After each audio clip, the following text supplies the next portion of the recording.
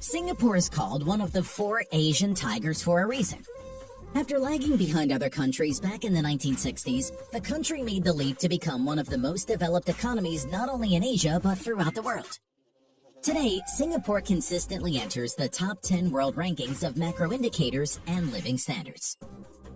And the most amazing thing is that this was possible in a very small area.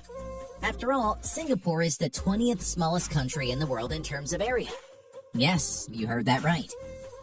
The total area of Singapore is 733 square kilometers. For comparison, this is 3 times less than Tokyo and half the size of London. Not surprisingly, land in Singapore is the most valuable and expensive resource.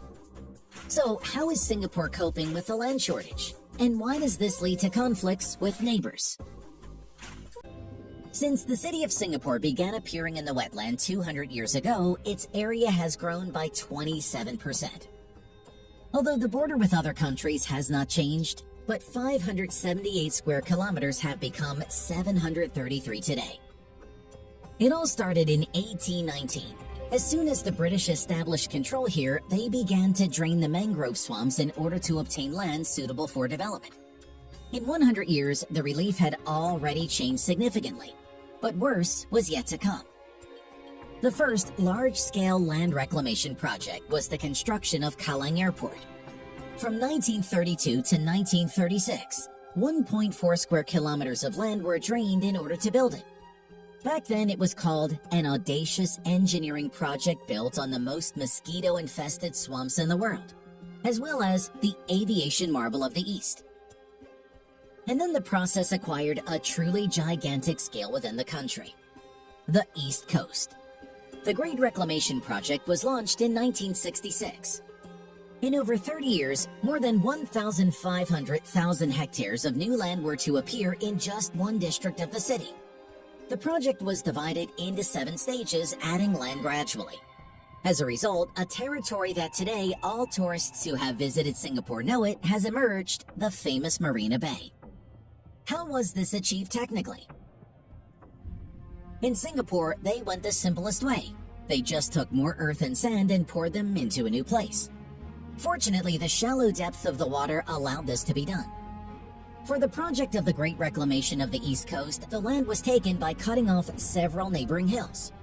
This was not enough, so they had to dig deep, and now there is a small bedrock reservoir in this place. After that, the soil cut by excavators was moved on belt conveyors to the East Coast. There, it was loaded onto barges and dumped into the sea in the area that needed to be reclaimed. In the last stage, bulldozers and dump trucks leveled and compacted the newly created surface to its final level.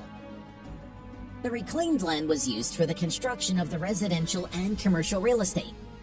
This is understandable. After all, during the implementation of the project, the population of a developing country doubled from 1.8 to 3.6 million people in 1996.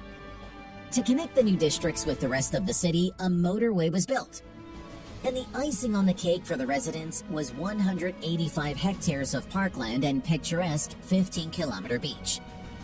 As a result, today Marina Bay is essentially a new city center, with its stunning waterfront views, skyscrapers, a mega hotel, and a casino resort.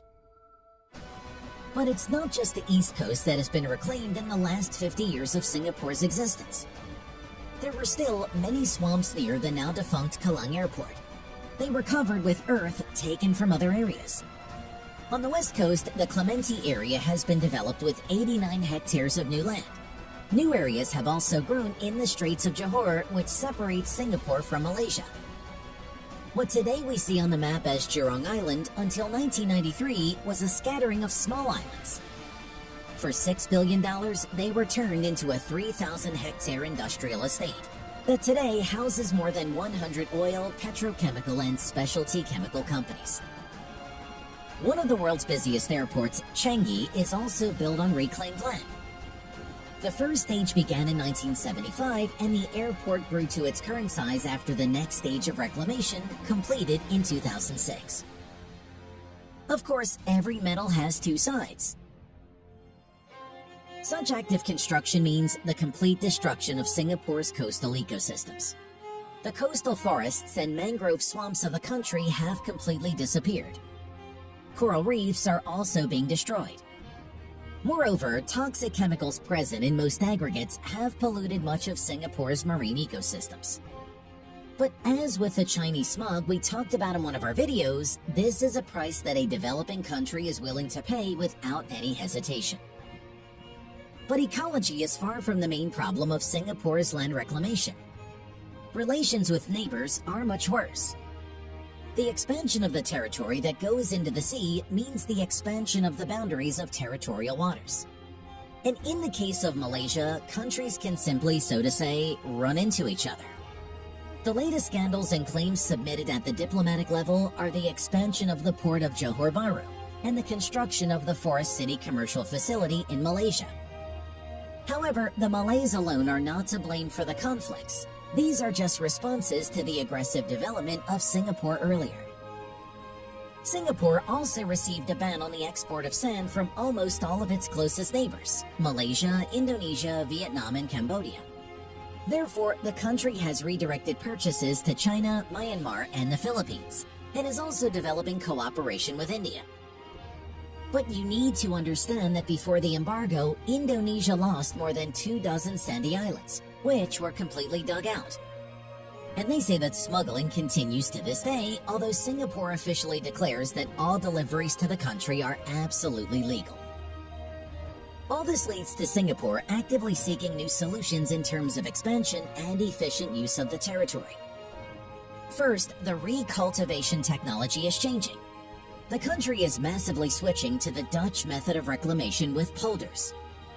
In this case, a dam is first built, then all the water is completely pumped out of the separated area, and the resulting pit can be filled with anything, not just soil. Construction waste and fairly reliable concrete are also suitable. In Singapore, areas with a water depth of 20 meters are already being recultivated, and they are ready to do it at even greater depths. Secondly, unique infrastructure projects which are being implemented in Singapore are designed to save the country's territory while providing it with new opportunities. For instance, in 2021, a floating solar-powered farm was launched on the Tengah Reservoir. Its area is equivalent to the size of 45 football fields, and it is one of the largest in the world. Or another example is an 8-story fish farm with a capacity of up to 3,000 tons annually. Yes, the cost of fish production in such a system is twice as high as with conventional methods, but in this case, the saved territory is much more expensive.